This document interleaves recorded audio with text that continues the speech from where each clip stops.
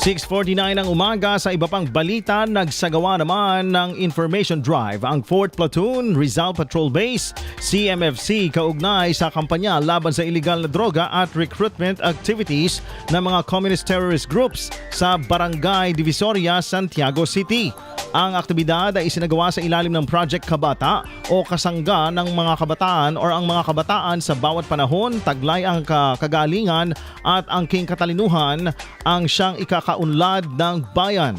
Layunin ng programa na mabigyan ng sapat na kaalaman ang mga kabataan o mga kabataan hinggil sa masamang epekto ng iligal na droga at iba't ibang uri ng illegal na gawain. Kabilang ang umano'y recruitment activities ng New People's Army na target ang sektor ng kabataan.